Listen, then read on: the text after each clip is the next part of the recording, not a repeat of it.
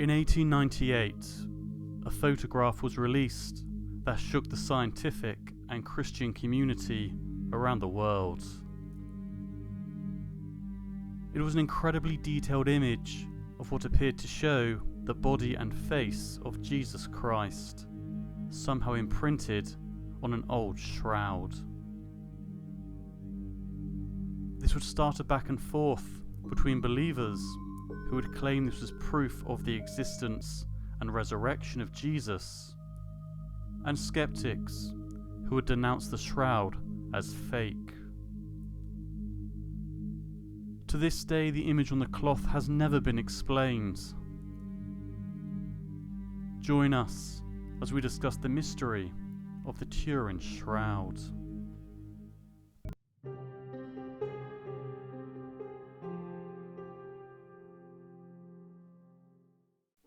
Inside the Cathedral of Turin, there is a shroud that believers claim to be proof of the existence of Jesus. What makes this shroud special is that it has the image of Jesus' dead body impossibly and permanently imprinted on its fabric. In May 1898, Italian photographer Secondo Pia was allowed to photograph the shroud for the first time. But it wasn't until the negatives were developed that he spotted something remarkable. The negative image showed an intricate and detailed depiction of the face of Jesus, down to the mouth, nose, eyes, and even his hair and beard.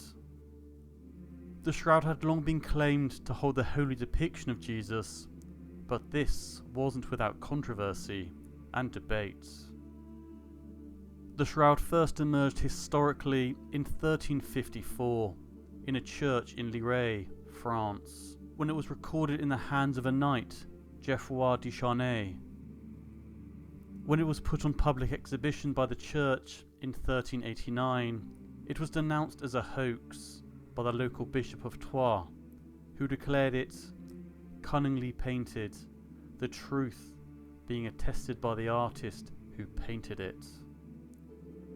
He even sent a report to Pope Clement VII, claiming an artist had confessed to forging the shroud. It was moved to its current home in Turin in 1578, following a fire at the House of Savoy that almost destroyed the shroud. The fire in question broke out in 1532. It melted part of the silver in the container protecting the shroud, and this silver fell onto part of the shroud, burning through it. The burn marks and the water stains from where the fire was extinguished are still visible to this day. The crux of the mystery was, even if the shroud was fake, how was it done? The prevailing theory that the image on the shroud was a clever painting was called into question in the 1970s, when tests were made to determine whether the images were the result of paints or other pigments, scorches or other agents. But tests proved negative for these, nor were there any signs of it being rendered in brushstrokes. It was concluded that the markings on the cloth were consistent with the crucified body, and that the stains were real human blood. Additionally, they even claimed to know the blood group. In addition to which, they claimed there were traces of human DNA as well, although it is badly degraded. It was concluded that the faint coloration of the fibres wasn't caused by any darker substance being laid on top or infused into them, but that it was the very material of the fibres themselves that had darkened. And in contrast to most dyeing or painting methods, the colouring could not be dissolved, bleached or altered by most standard chemical agents. It was asserted that the image was the real form of a scourged, crucified man, not the product of an artist.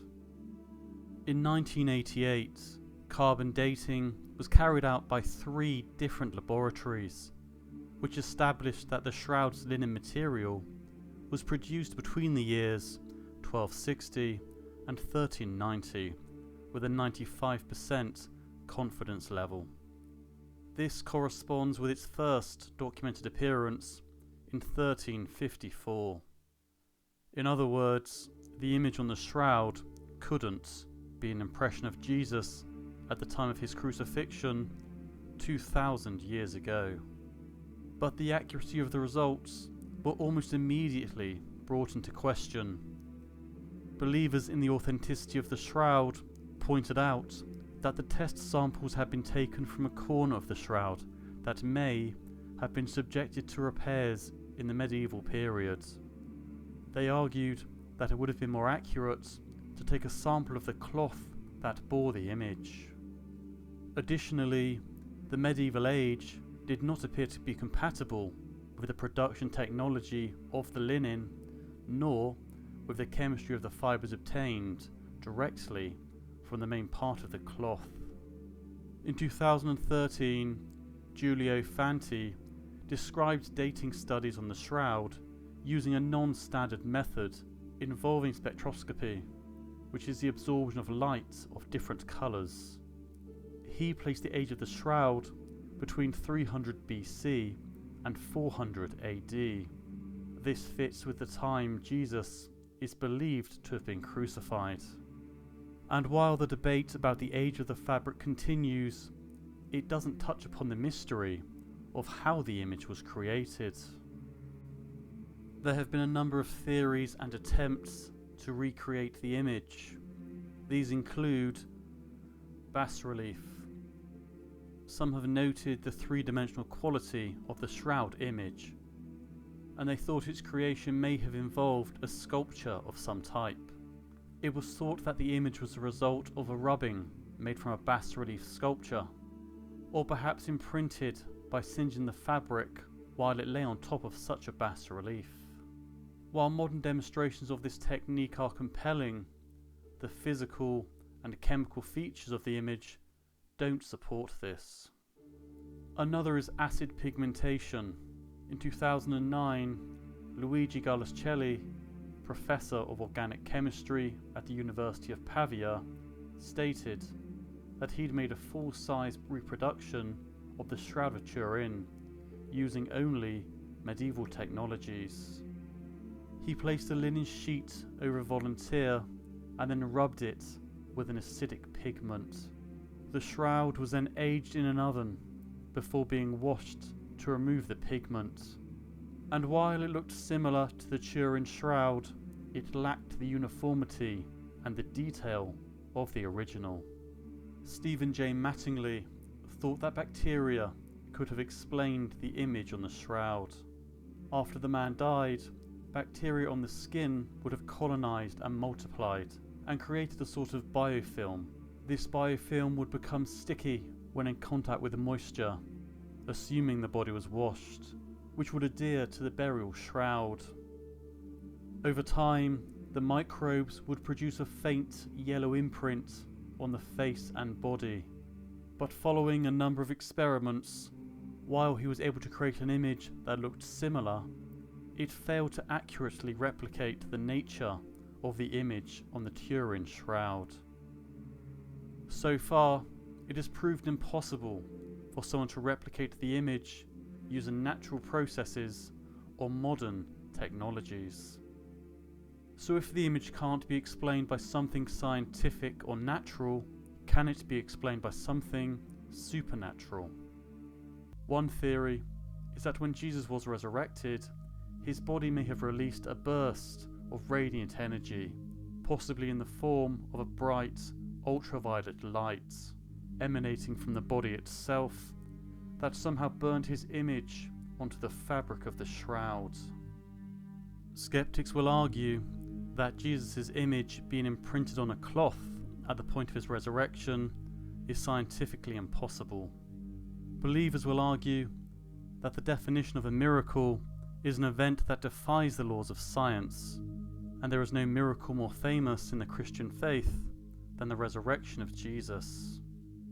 For now, though, the mystery of the Turin shroud is likely to remain unexplained. If you enjoyed this episode, please remember to like, share and subscribe. We upload at least twice a week, so that way you won't miss any future episodes. And if you've made it this far, thank you very much for listening.